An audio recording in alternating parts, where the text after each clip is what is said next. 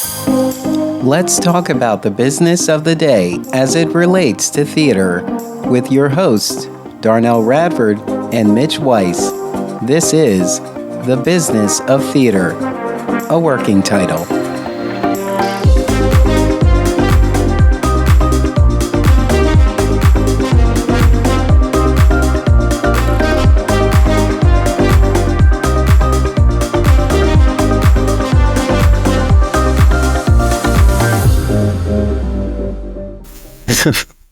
Mitch, I know we're looking for a working title, but we cannot name the podcast The Business of Theater.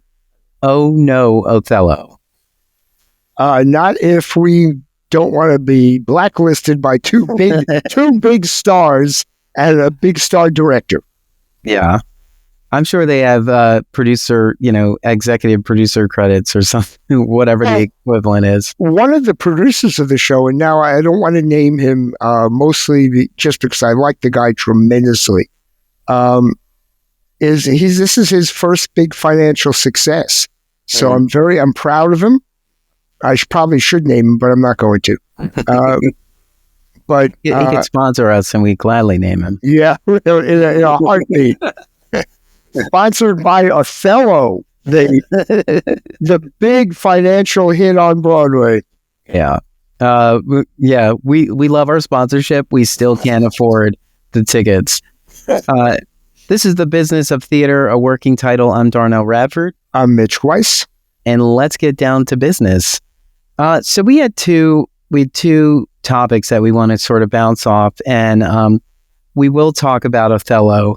And but before we get there, let's be clear: Othello, starring Denzel Washington and Jake Gyllenhaal, directed by Kenny Leon. That's what is really the draw. Othello is a sidebar.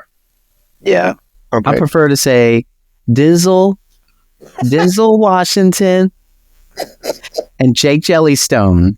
Oh, Jake Jellystone. Is that the Simpson version? No, it's Gyllenhaal. It just sounds like Jellystone. Okay. I'm sure we've lost their sponsorship right now. No. The old folks. No. No. We would very much welcome your sponsorship. Just send it on over. We'll be fine. So we will talk about Othello, the smash hit on Broadway right now, starring Denzel Washington and Jake Gyllenhaal, directed by Kenny Leon. But before that, we're gonna ask the age-old question that every nonprofit theater is asking right now, and has sort of an answer in every curtain speech. And the question is, how do we get people to the theater? And let me start with, because you emailed me earlier this week, and I thought the question was, or your situation was an answer to itself. You said, why does it feel like theaters are desperately trying to get people who don't want to go to theater to go to theater? Mm-hmm. And we've talked about this before. There really ought to be enough of an audience from people who already love theater, want to bring their children and their nephews and their friends to see it without us having to convince somebody who just comes home exhausted from work, can't keep their eyes open, and is then going to be thrown into Shakespeare or even a musical when they hate musicals. Just leave them alone. That should be enough. And by the way, there are examples such as... Totally dismissed my Hamilton reference there. No, I was going to say, no, I'm going right for Hamilton based on that. Okay, I should have waited. I should wait for it. That's right. I will wait for it. That's right. I had to get my thought together because you threw it in there. We're going to be puntastic today. I hope you're all ready. Hamilton when things become an event, and everyone across the board is saying it's special, then that's what really brings a new audience in. And interestingly enough, from statistics and experience, they not only go to the big event, they go to other shows around it because they've been attracted to the theater in general. So if they can't get into Hamilton on a Thursday, they'll go to something else that Thursday, which helps the other shows. And then they'll still go to Hamilton when they can get in. It happened with a Chorus Line. Chorus Line single-handedly kept other shows alive because you couldn't get into a Chorus Line. So you go to something else. You go to something else because that's the night you're in New York. Yeah. Right? So that's very unique to New York, too.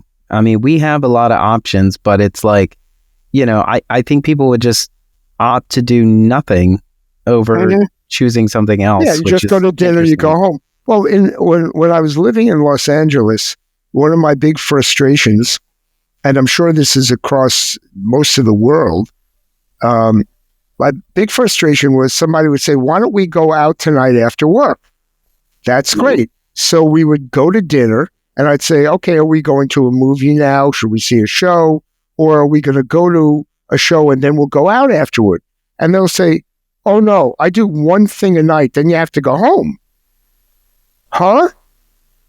It's like, so it's dinner and going home, or the theater and going home, or a movie and going home. And of course, in New York, you combine things. You just go as long as you can. I'm guilty of that. Yeah? I'm not a fan of going to more than one show in a day. And doesn't mean I haven't done it. I have done it. There's a mindset during a fringe festival that it's different.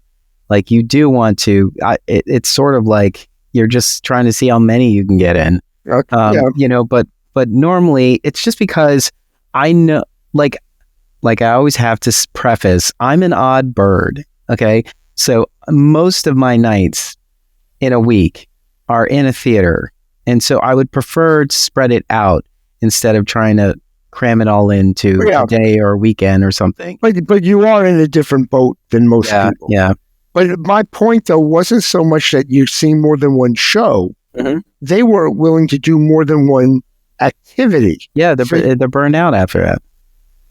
But can't you have dinner and a show? They were not willing. I think if it's planned, you can. But if it's the way I think it is, and the way I've observed it, is that friends get together and the only plan was the show. And so afterwards, they're all juiced up because of the show. It was so great. They're talking and chatting. Now they want to figure out where to go so they can continue talking. Correct. And that part isn't planned. And so it becomes frustrating when there's a lot of people trying to figure out where to go. Well, even if it's two people in Los Angeles, you first have to figure out what's open and how who's driving. And who's driving. In New York, you walk down the block, it's right there. That's very true. I mean, we have definitely left the theater together and gone over to like Carnegie or, Galaxy or any of the diners. Yeah. I think it's interesting, but I think it has a lot to do with the pandemic, post-pandemic. Like I think we are definitely still although Broadway is obviously is changed, but yes. I don't think the rest of the theater community has. But I don't think it's fear though. I think it's fatigue. I think we're just tired of doing this. Like we didn't realize how fast we were moving before until we got a chance to slow down, which was sort of involuntary. Everybody was forced to slow down. Mm. And then once you slow down, you're like, you know what? I like this pace. And I don't think I want to return to that rat race. So how does that translate to getting an audience to see theater at all? And need to stop, forgive me, we need to stop talking about Broadway because it is the exception to the rule. Yeah. Right. People, for some reason, are spending fortunes to see theater when they come in from out of town as tourists. Well, but that's not going to happen with most regional theaters. Yeah. So what I would say is, for one, we took advantage of the fact that there was so much theater before that, people could just People could just really decide at short notice and go. And now I feel like we don't, in every area, we don't have this mindset that we have a neighborhood theater. So, for instance, Theater Exile is in South Philadelphia, and I don't know, or I don't believe that South Philadelphia understands that Theater Exile is the only theater in South Philadelphia. Well, and you and I have had this discussion. Yes. Your community doesn't think of you as their theater. Exactly. Because you haven't marketed to them that way. Well, let's not throw Theater Exile under the bus. No. What I'm saying in general is that just take Theater Exile, the name out of it, but just say random nonprofit in your neighborhood. Like, there isn't a mindset that the neighborhood supports that nonprofit, whether it's a community center or something else. Like, the thing about a community center is that there's a service in there they provide that you need. And so you go in there. But for the theater, for most people, the mindset of a theater is still an entertainment venue. It's an entertainment venue. We're looking at it as a place to have a conversation, a place to make sense of the world as it's happening. And I don't know that the common person, just the everyday person, looks at it like that. I'm going to go in there to get some answers. I'm going to disagree with you. Not that there aren't people in the category that you are talking about, whatever this common person is. But I get what you're saying, and I know people just like that. But I also know of a lot of people who I do not consider to be theater insiders, who see the theater as an enrichment of their lives, and they go for that reason. What they're looking for is, will this activity, can I assume that if I go to this show or that show, that there will be some enrichment to my life, as well as entertainment. And they're trying to figure this out with a poster, with no information, and not sure if they should put their money, since theater is not a $20 movie ticket, in most cases. There are some, but most. They're trying to figure out whether or not, after a hard day's work, that they are going to, one, be able to stay awake and walk away feeling that was worth me spending an evening. And I agree with you that before the pandemic, there was just a world of choices and people were running around. Now we have less theaters, so many of them have closed.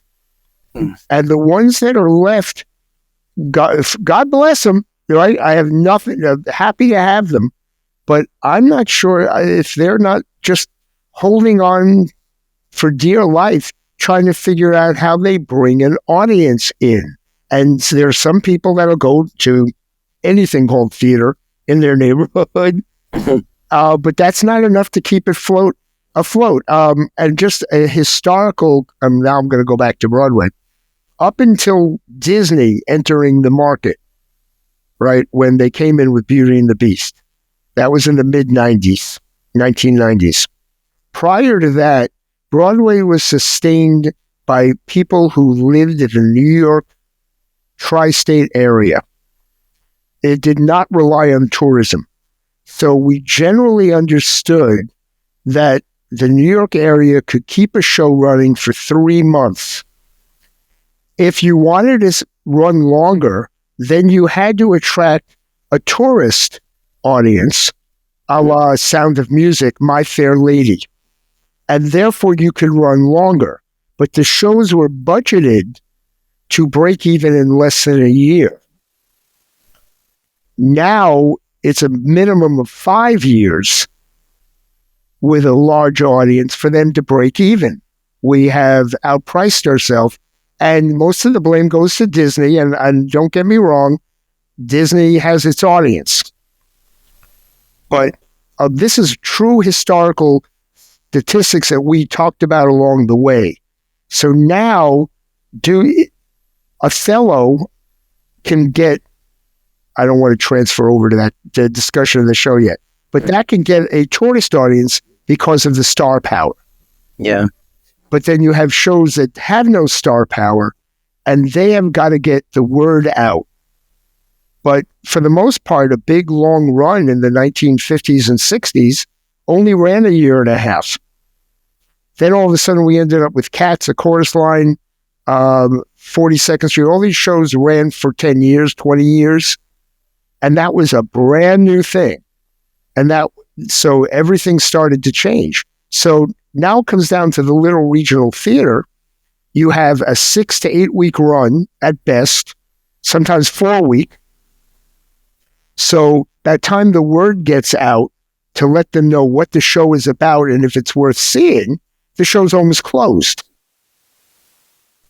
That to me is a problem. And I think that's the core, that if I could know a small theater company in my neighborhood has a show that feels like Hamilton, that it just has that spark that's going to excite me, but I don't hear about it for 2 weeks, right? Then only 2 weeks left, and I don't have in my schedule the right night and those 2 weeks to get in, I'm going to miss it. Therefore, you haven't got me. And that's what's different in regional theater, because everyone is not, everyone may not be clamoring to pull whatever just left New York into their theater. Oh no, I didn't mean literally Hamilton. No. I'm just saying, because there is a level of theater company that is doing that because they have the ability to bring that show to a regional market who may have missed it in New York. And so there's value in that. But there's also the smaller theater company who's up and coming, who wants to produce new work, who's trying to shine a light on, conversations that they believe are urgent and are calling a community. And so like to reach them, it's not just, here's my great advertising for this show. In that case, you do need to learn more about the company itself to be invested in what they're trying to do. Well, and so that's the part that's tricky, because we do end up focusing on the element of this show that's going to make it sellable. Let's just lead with that. And we kind of not hide, but we just sort of leave out who we are. And so people do they come and see the show, but they might not come back because they don't know the company. They just know the show that had been produced, and that they will come see. You're right, but one doesn't discount the other. Both of them, it seems to me, have to happen together. I'm not saying like you shouldn't promote the show. I'm saying the thing that we also need to do is make clear why they need to come here. Like, so for example, I wanted to talk about sports for a second, because I think sports have this interesting thing. It's an event, whether you are at the stadium or in front of your television, or you're at a bar, it's always an event. And it's because the fans know so much about the team. It doesn't matter how they perform. But I'm sorry to stop you, but there is no team in shows that are different. No, I know that. Different. So then how do you create that? I'm just pointing out the fact that whether you are live in person or, hanging with friends or at a bar, you're congregating with people. There are so many other ways to receive a game, a sporting event, than there are in the theater. So here you have to be live, you have to be quiet. There's this unspoken theater etiquette that no one is educated on, but they need to know that. So somebody who's not an everyday or consistent theater goer doesn't understand this theater etiquette. And that's ultimately where my conversation came about. Like, how do you get people into theater? Because what I've been seeing is, I don't always go to opening night, but when you go to opening night, it's like sponsors, donors, patrons, subscribers, and friends of the theater. These people came to see this show. They're excited for it. But like, if you go to another show where, let's say you're in a college class and your professor, required you to come to this class for some sort of required credit or maybe extra credit. Either way, it's a job. And it's not, hey, here's several shows. Which one do you think would be cool to go see? They're going because they have to. And so the mindset is that they don't want to be here, or they don't know how long this show is. And then when they realize how long the show is, they get antsy, they get fidgety, and the phones come out and things. So it's like, I'm seeing that group of patrons who are here for some other reason than actually wanting to be here. Right. And so that's the part that's tricky, because you might send somebody who isn't fully invested in going to this show, and they might tap into something and be pleasantly surprised. But I think young adults are definitely distracted by social media whenever they feel anxious, whenever they feel vulnerable. And so when you're in a space where you don't know anything, you don't know anyone, you're not sure quite how to act in this space, and this story's not resonating with you yet, you retreat to the thing you do when you're in a crowd and you feel left out, or you feel like an odd person out. You just retreat to your phone. One thing that there was one theater company that tried something a number of years ago that I thought actually was kind of clever. I'm not sure they did it the right way, and there's no way to know how effective, but they had a student group, most of which had never been to the theater. It was a special matinee.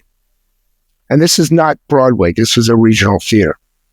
And what they did at the beginning is they brought out the cast.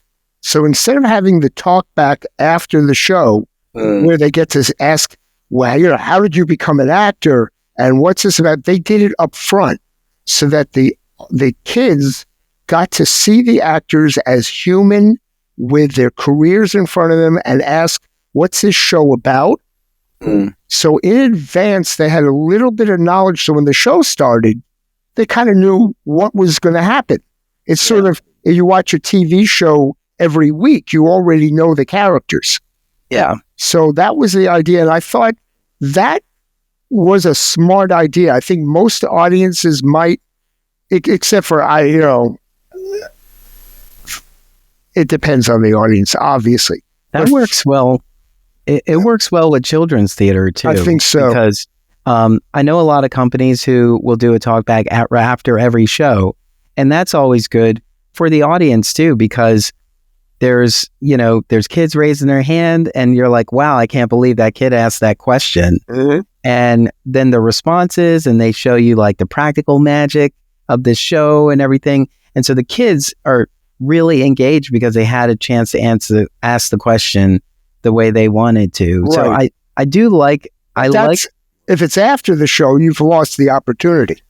But what works about it for children's theater is it's right after the curtain call. It's not, we're going to go have a seat, we're going to go get out of these costumes, and then in 5 minutes we'll come and engage. They engage right away. Right. Hello. Yeah. Hello, everybody. Like, what did you think of the show? And then everybody's clapping, and it was like, so we want to take this time to answer any questions you might have. No, every question is a good question. So raise your hand. Who wants? And they're already ready. But Darnell, I would still argue I like the idea of, especially for children, I like the idea of doing it up front, because just as you do a curtain speech up front, when you come out and welcome the audience in regional theater, and I've worked in many regional theaters that do that, that's a welcome. You're here, we see you in the audience. You're not just someone who bought a ticket and is now going to be in the dark looking at a plotted show with characters in it. We recognize you in the audience, and you're about to see something, and this is who we are. I think that works. I think the audience responds to that when they feel it, which is why I think so many regional theaters do it. I think the attempt is to make people feel part of the community and part of the team.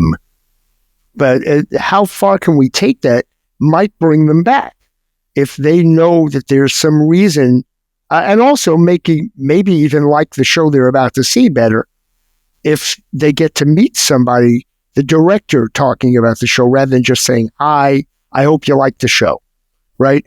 I'm wondering, I have no evidence one way or the other because I haven't seen it done in full. Like I said, I only heard that a that they did this with a children's matinee, but it was an adult show.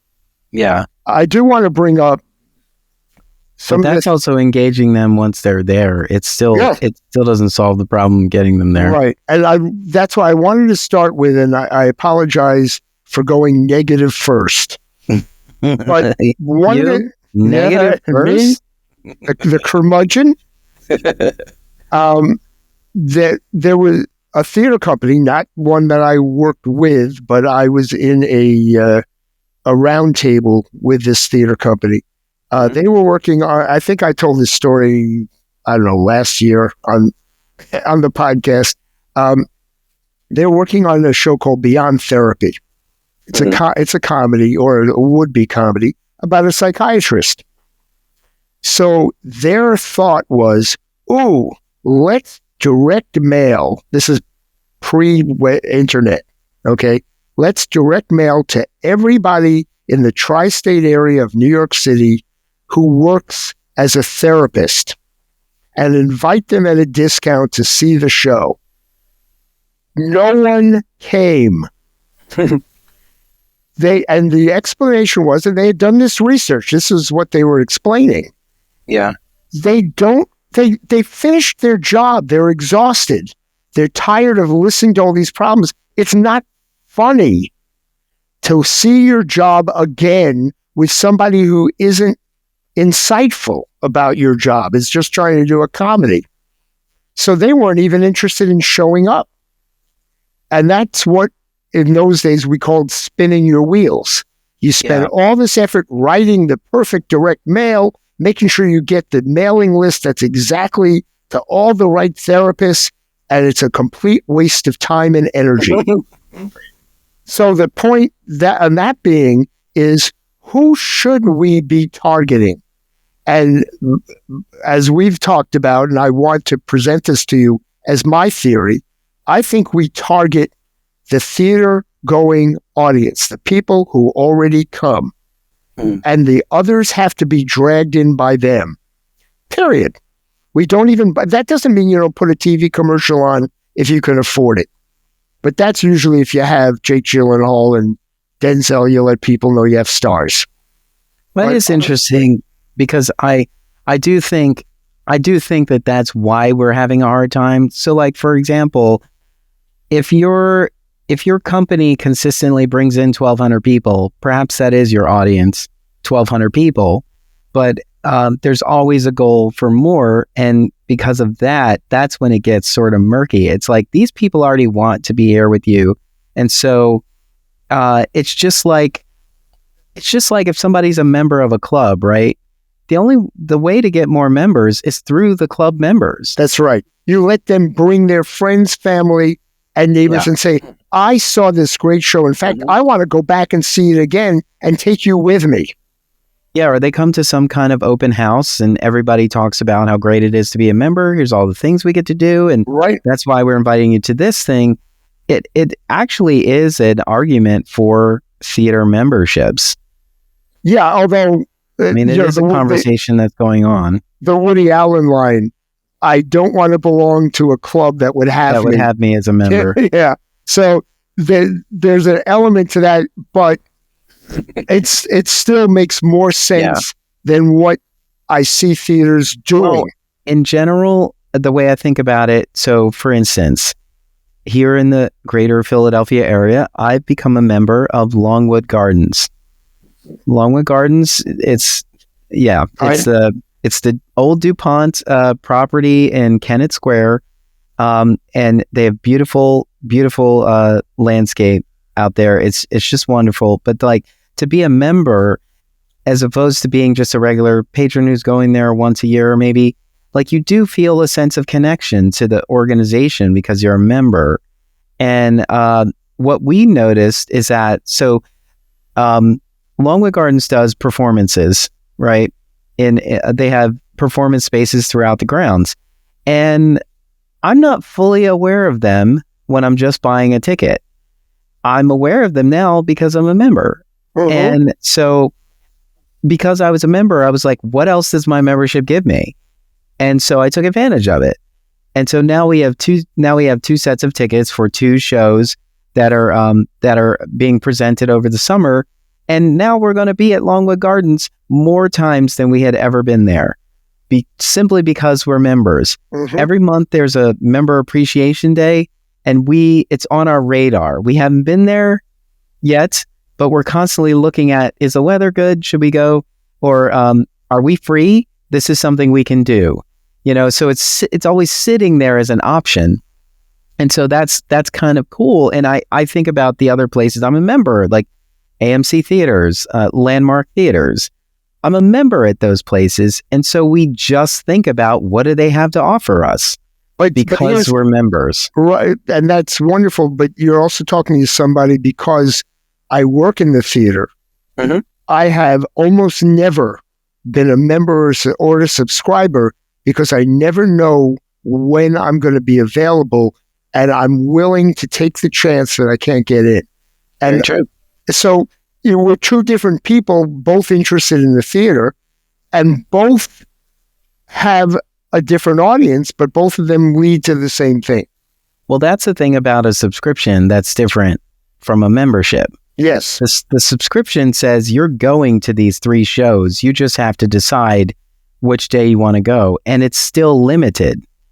But when you're a member and you just have access to everything they're doing, you can decide. You're not required to go to every single one of these. Mm-hmm. You can just decide to go. But whether you go or not, you're still a member.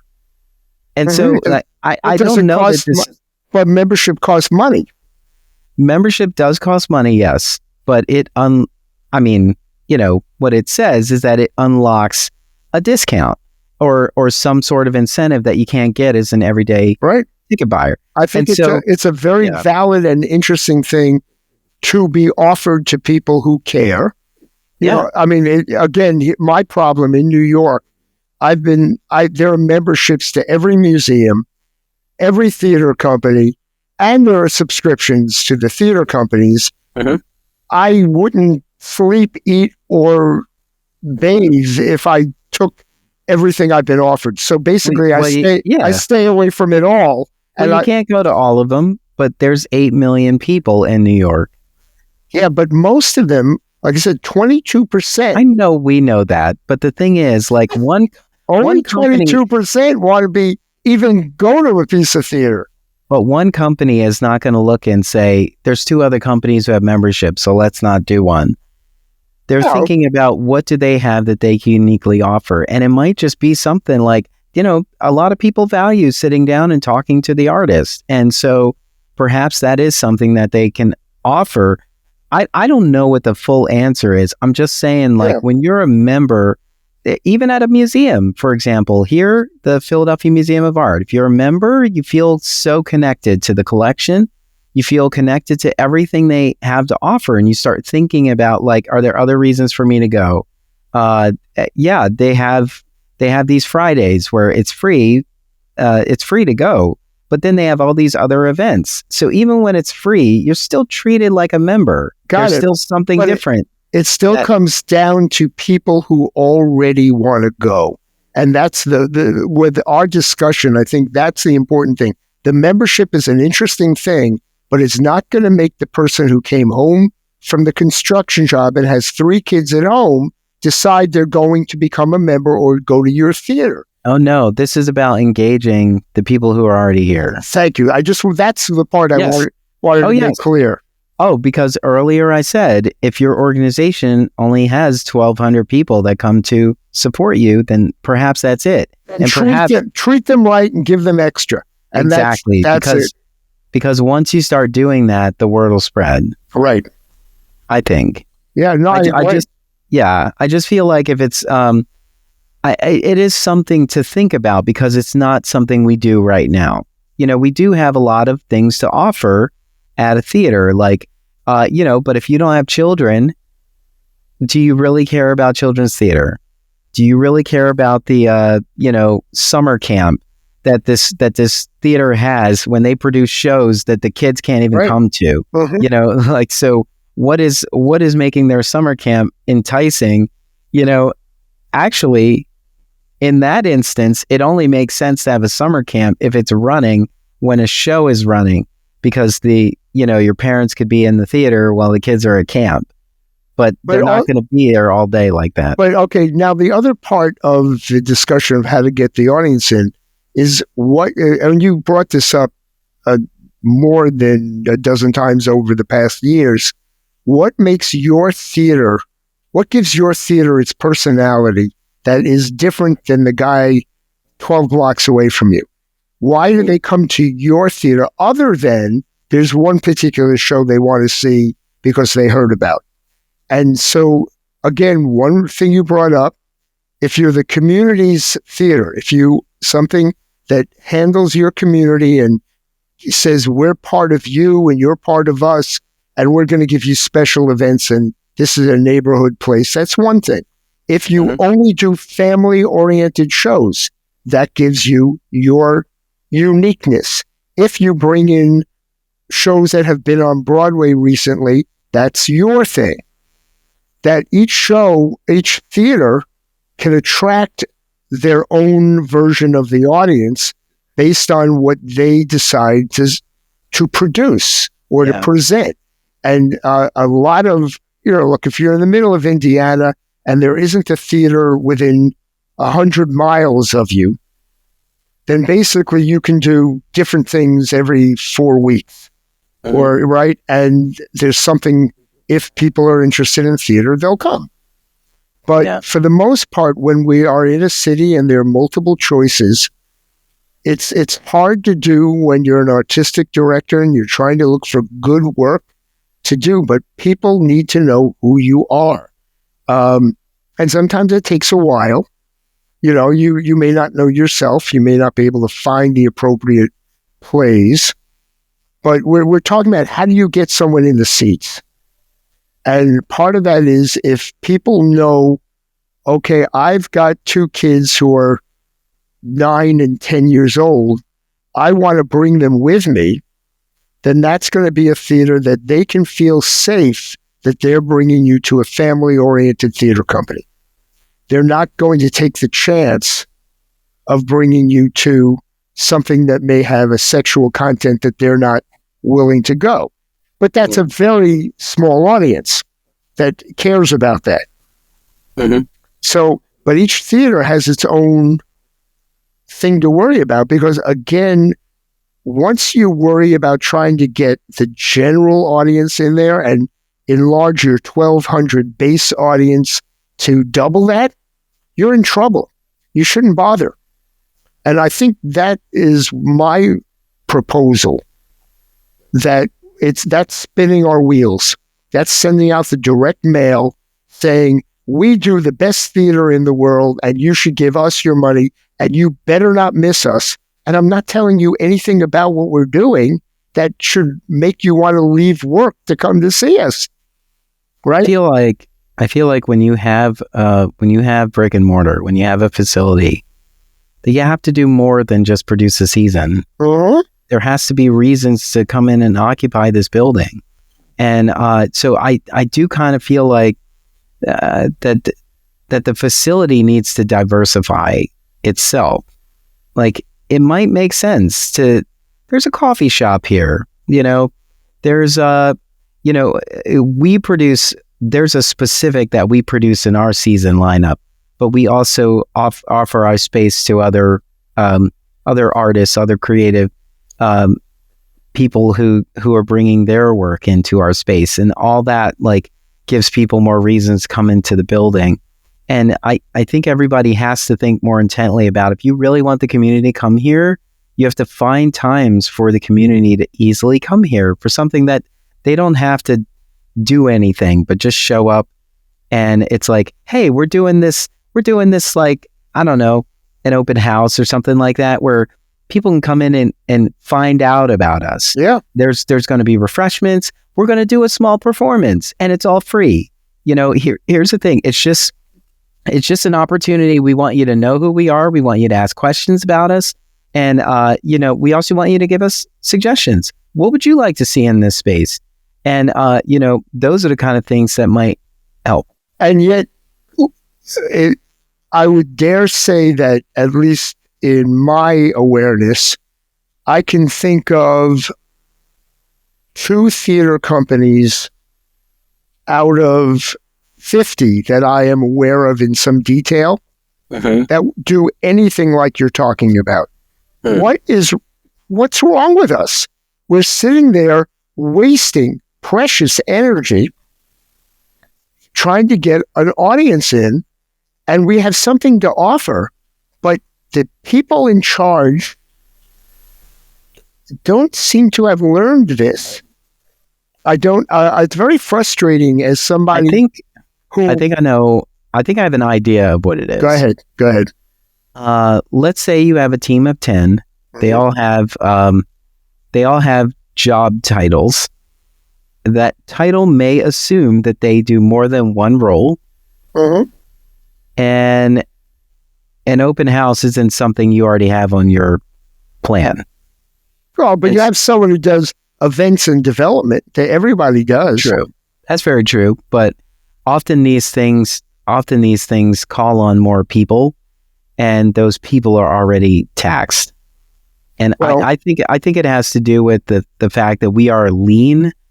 We are lean organizations now. Like even the ones who have a lot of people, and I know we've sat in this studio talking about how the money needs to go towards the artists and not to pad the administration. But the thing is, like, we are running a building. And so even though we do have to prioritize the art that we're doing, we are running a facility. And so the facility needs that necessary support. And some of that support isn't directly for the subscription season. Yeah, but Darnell, the one thing to be careful of is not to use that as an excuse for not doing the things that your theater company should be doing. I'm saying if you have a team that is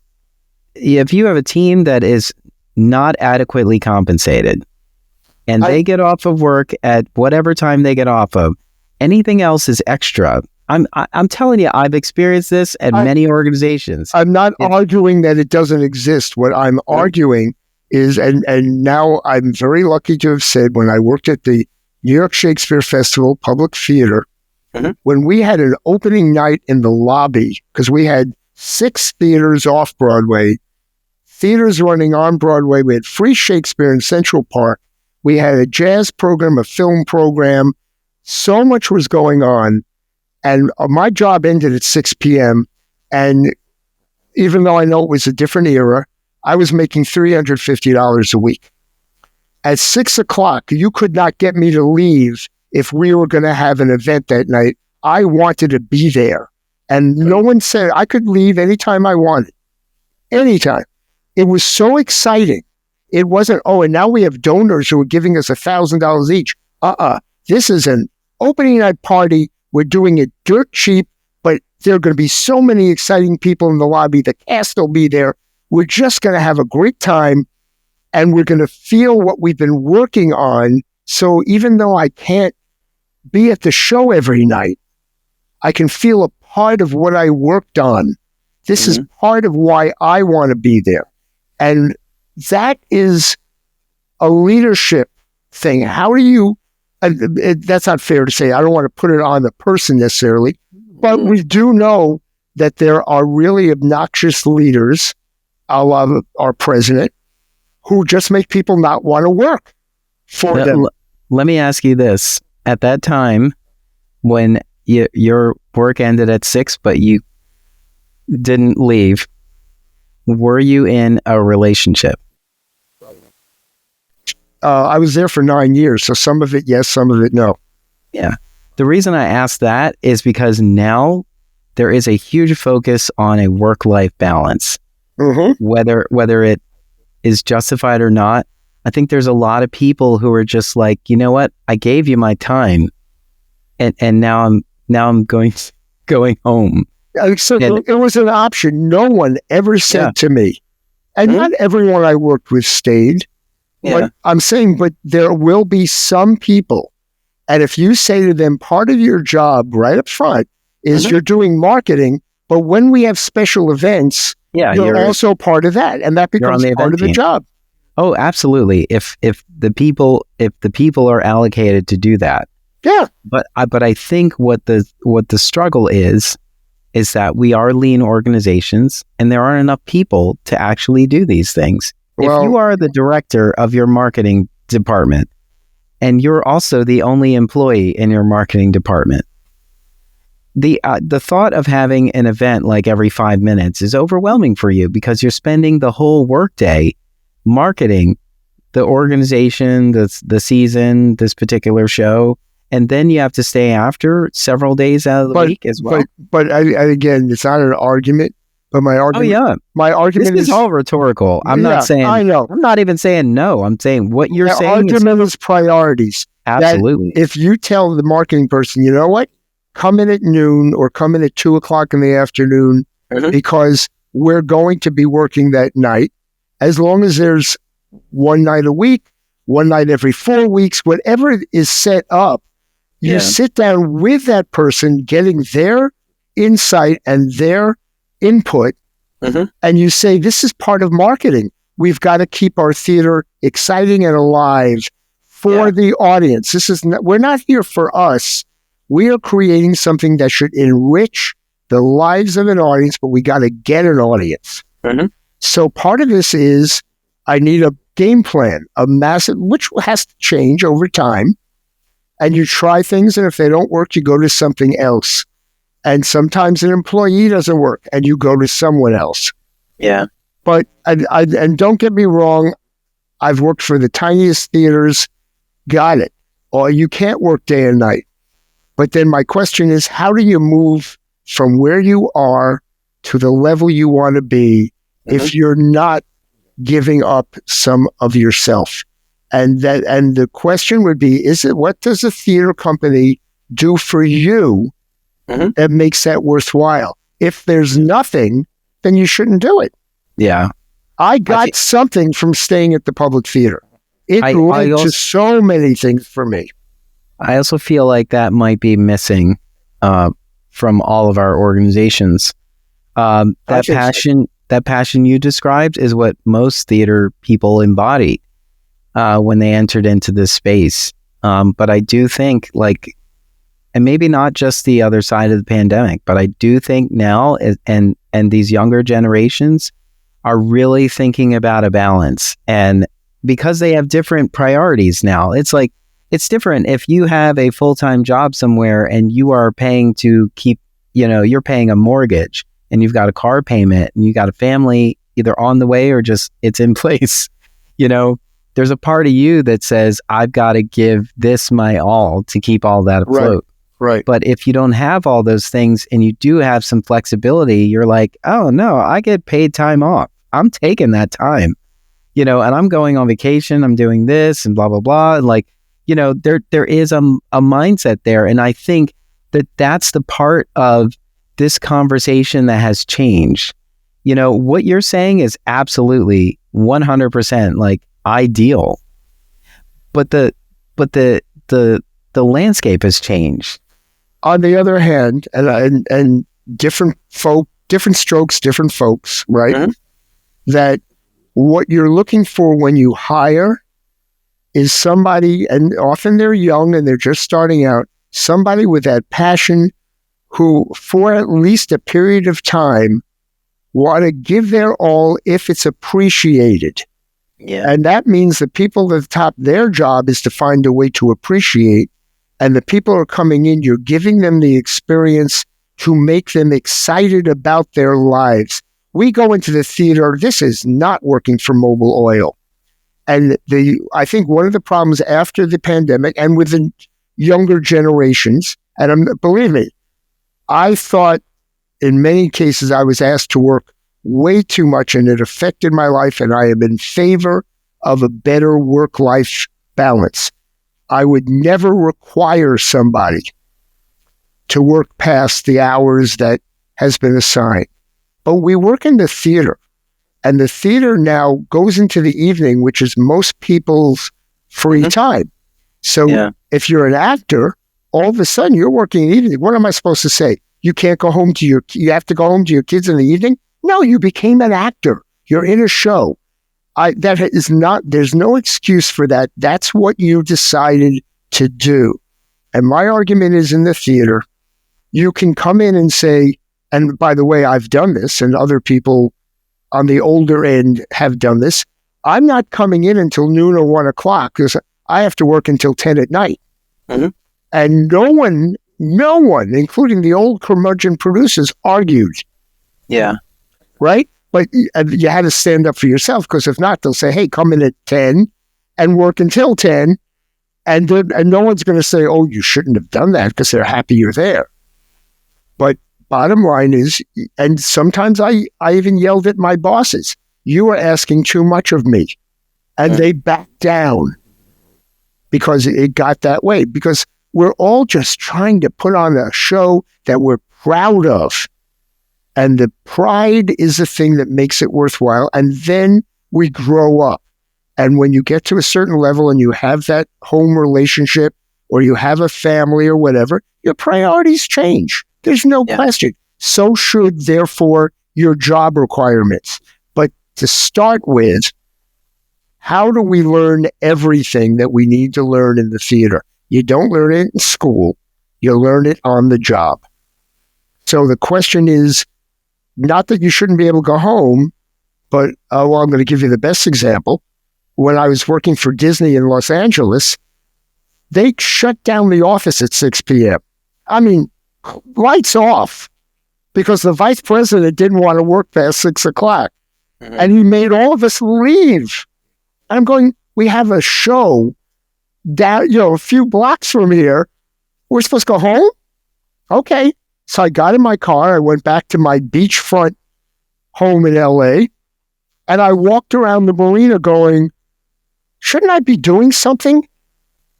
Right? I was by myself at that point. I did not have family. I was new out there. But I didn't even have work friends to go out with because everyone went home. Yeah. There's a balance. You have to talk to your employees. What can I get? What would excite you? Right? And how do I... Also, more money.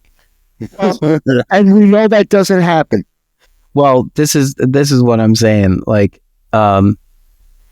they're not adequately compensated. Yeah. And so it's hard for them to see that. Like, I think this is why publicly traded companies have employee stock purchase plans, because if their employees are investors, they are invested. Mm-hmm. And so we need to find a way, because this nonprofit isn't owned by anyone. And so now you've got this leader who is telling everybody that that it's all hands and that everybody has to work overtime. And it's like, you're not even owner of this place. And so why are we listening to this? Well, it's because we found out that we absolutely need something. And then there's going to be somebody who's like, this should have been brought up months ago. This could have been a part of our thing the whole time, but now it's coming up last minute. And I see a lot of that now. There's a lot of there's an urgency, but everybody doesn't share that urgency. And then you have the wrong employees or the wrong employer. And my argument is, and I'm going to... It's figuring that out. I'm going to give you one,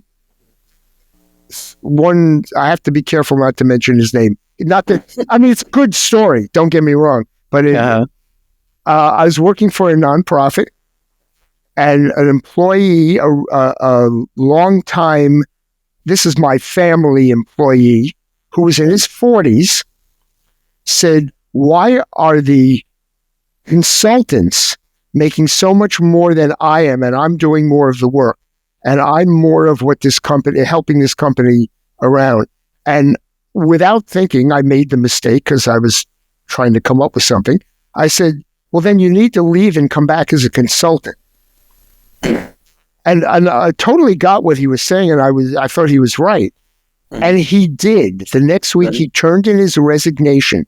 And 2 years later, he came back, and they had doubled his salary because they knew how valuable he was. And they were able to do that. So my argument is that get your experience at these companies that have no money, and unless you see they're moving forward and upward, get the hell out of there and find the next job, in a theater company that pays you better and take that and keep moving. I will say that what I do say at Exile, when I'm talking to our new staff. Yeah, I'm trying not to be specific to Exile. That's fine. Okay. That's fine. Because it's me now. But like when I'm talking to our interns, I say the same thing. I say, our mission, our goal is to come in here and ensure that Exile is here tomorrow. So every day, we're trying to figure out what we can do to move Exile forward, to put Exile on even more solid footing. But your interns can't give you insight because they haven't had the experience. They're learning how and why we operate the way we do. Right. So this is why I'm telling them. Okay. And so I'm saying, so we come in here thinking about what we can do for the organization, not for the individual I report to, but for the organization. And so if you're not in that mindset of how do I do what I can do, bring my skills, my talent to this organization so it's here tomorrow, then perhaps you do have to ask yourself whether this is where you need to be or not. Well, it works both ways, and the organization needs to. Oh, yeah, absolutely. Yeah. And I'm not saying that so I can just dump a lot of work on them. I'm saying this is what we're doing. I'm sitting in here every day saying, how do I make it easier for everyone to work here? So, how do I make it easier? So let me now transition and ask, why shouldn't a show that is making $2.8 million a week on Broadway contribute to a charitable fund that helps the nonprofits pay their people a little better? For example, Othello, which is the highest grossing Broadway play in history because it has Denzel and Jake in it, and not because it's the best show anyone's ever seen, not because it's a new play that no one has ever seen. And my point earlier, when we were talking, that you could see free of charge with celebrities in the free Shakespeare in Central Park that Joe Papp produced for the New York Shakespeare Festival that was open every summer and had Morgan Freeman and Meryl Streep, Kevin Kline, had all these major actors, and that was absolutely free. And now on Broadway, people are paying $921 a seat to see Othello that they could see for free in Central Park, and this, depending on the year, or find somewhere else. So really, all they're really doing, let me be real curmudgeon here, Jake and Denzel could read the phone book. Oh, there are no phone books anymore. They could read a children's book. They could read an ebook. There you go. Can you read this ebook off my phone? So people are only going to, gasp at seeing the two stars live. To win friends and influence people. Narrated by Jake Gyllenhaal. And shouldn't that be part of the Broadway scheme? That if we're going to make that kind of money, I'm not talking about the shows that are floundering, but if you are making that kind of money, there should be a fund. I think that is a great idea. I think the argument and the pushback is these are for-profit entities that are spun up to do this show. And the criticism, the justified criticism that we have for them is ethical. It's not required. And you have a problem with that?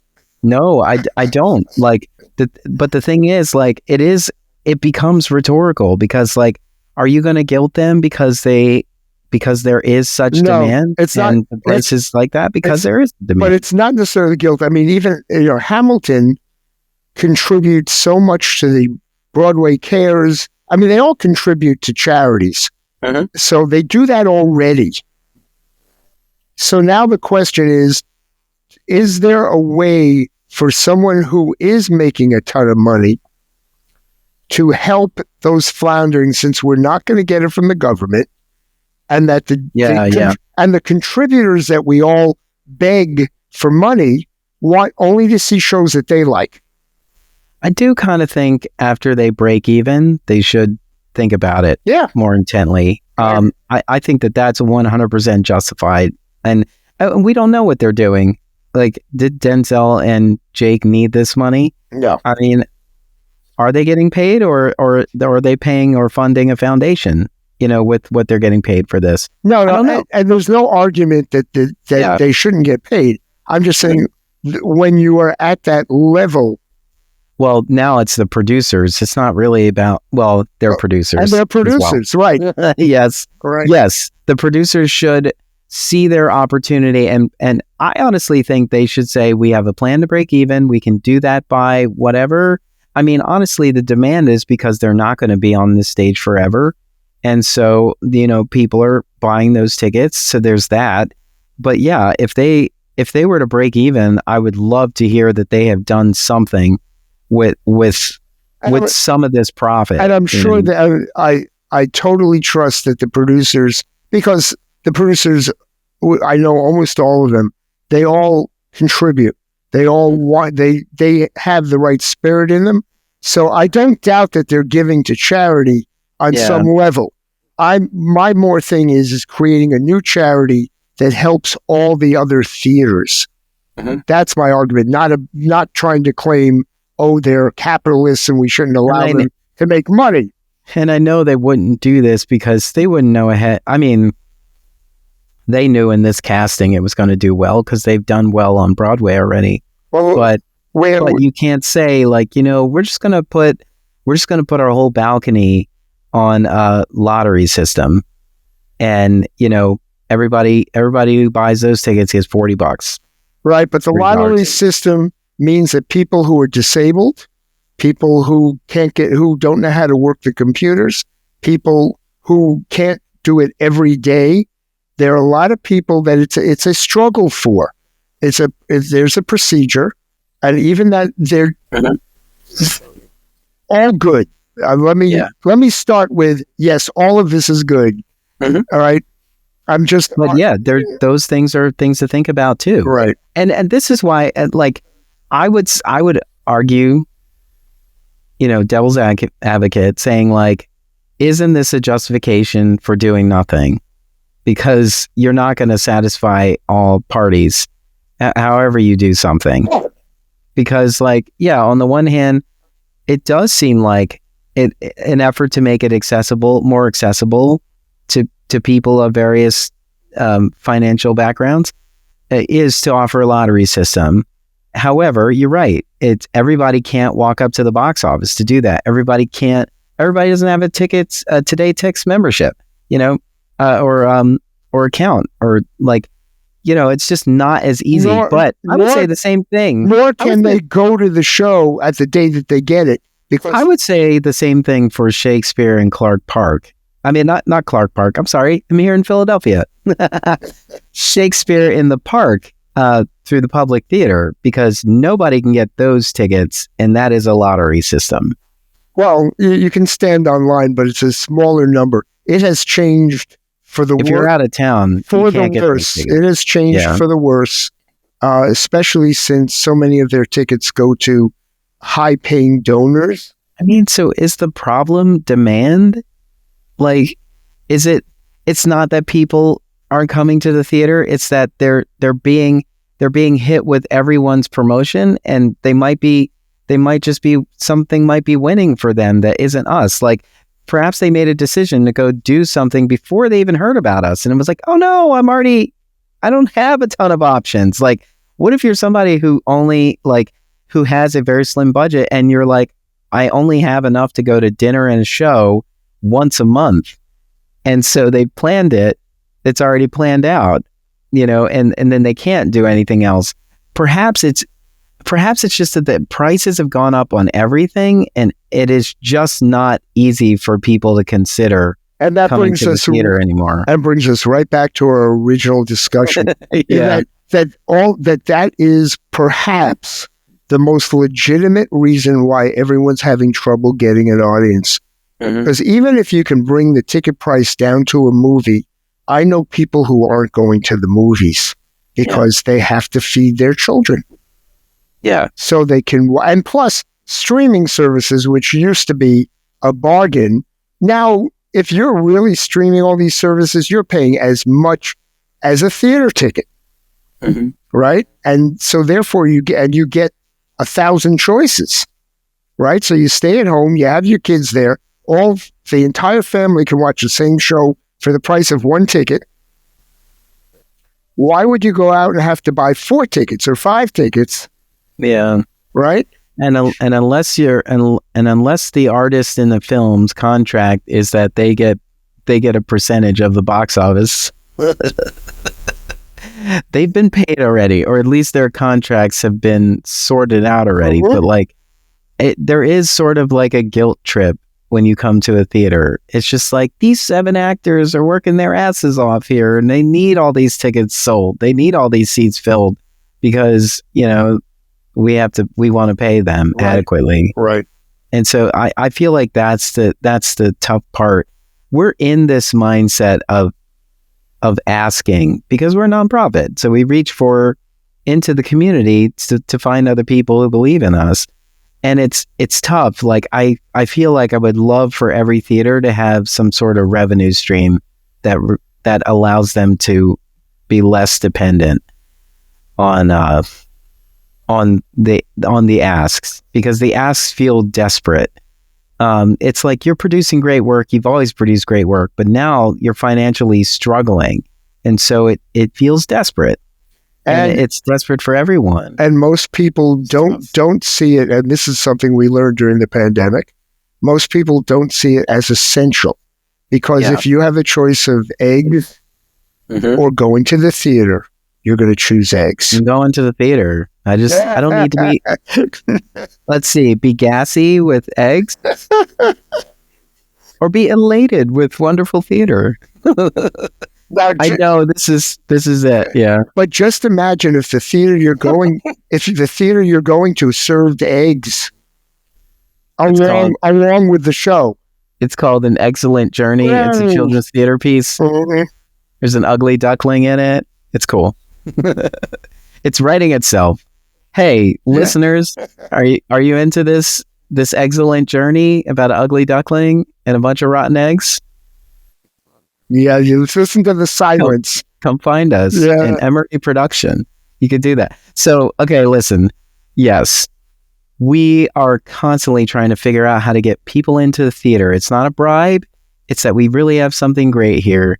And we're just not getting everyone's attention for a myriad of reasons. But I guarantee you will notice a difference if these theaters close. You will notice a difference if the arts start to dwindle. And it's so important because it feels like right now there's a direct attack on the arts community. Yeah, I do not. I think you are so right. We are not getting complacent, but so much is happening so fast. We are looking for the right way to respond, and when money is involved and somebody else holds the purse strings, we feel helpless or powerless. And not that, look, plenty of theater companies have already closed during the pandemic. They're not coming back. So it's not like a theater can't close. The question is, for those of us who already love theater, pick and choose somebody to support. Yeah. But, not arbitrarily. It's not like, give everyone $10 when some theater companies aren't doing anything special. Ask and if you can, if you have the time, if you're an actor, if you're a designer, talk to your producers and your theater companies about what are you doing beyond putting this show on to help the community.